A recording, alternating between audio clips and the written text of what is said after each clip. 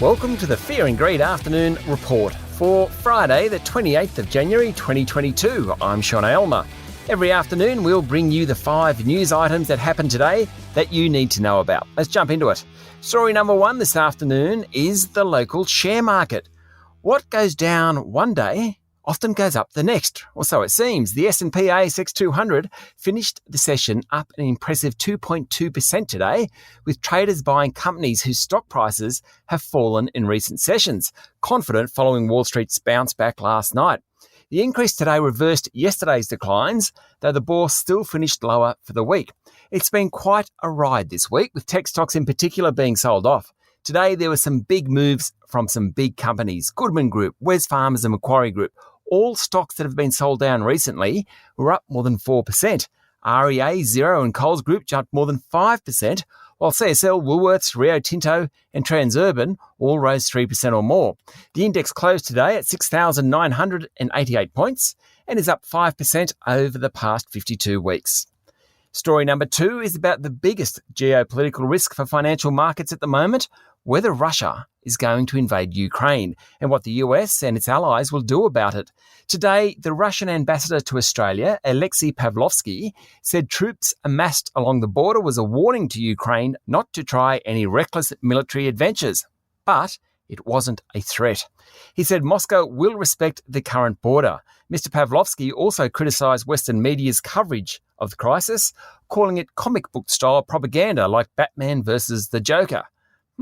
Maybe, but financial markets are still pretty nervous about what's going to happen. Story number 3 is the latest COVID news. And it's some good news. Prime Minister Scott Morrison says he expects international borders to be fully open before Easter, though he didn't exactly say when. There were 92 deaths attributed to COVID-19 across Queensland, New South Wales and Victoria today. That's down from the record 105 on Australia Day. New South Wales Chief Health Officer Kerry Chant highlighted that the large proportion of deaths in her state were of older people or people with other underlying conditions. Queensland authorities said almost a third of the deaths in that state were unvaccinated. Both the two most affected states, New South Wales and Victoria, recorded around 13,000 new cases today. And finally, Health Minister Greg Hunt said booster shots were now approved for 16 and 17-year-olds. More than 2/3 of eligible Australians have now had their booster jab.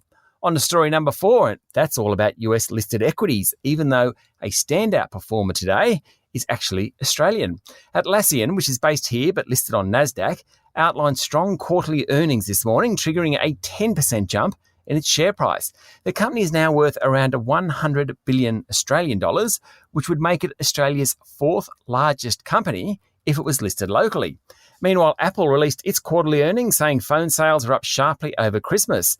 It reported strong sales in China in particular, and total revenue hit a new record. That sent its share price up 5% in after-hours trading. Pretty good effort, really, given tech stocks have been sold off in recent weeks. And finally, this morning, Tesla's share price fell more than 11%. That's about $150 billion in value. Investors are worried about supply chain problems for the electric vehicle maker. Finally, story number 5 is also about Apple. There are reports today that the company is planning a new service that will let small businesses accept payments directly on their iPhones without any need for external hardware. Basically, the iPhone will become a payment terminal. That's a threat to many payment providers, such as Afterpay, which of course now is owned by Block in the US, because Apple payments won't need payment terminals. That makes life much, much easier for small and medium-sized businesses, and they'll be more likely to favour Apple. That's it for the afternoon report for Friday, the 28th of January 2022. Don't forget to hit follow on the podcast and find Fear and Greed on LinkedIn, Twitter and Facebook. Join Michael Thompson and I tomorrow morning for the weekend Fast 5 by Fear and Greed. I'm Sean Aylmer. Enjoy your evening.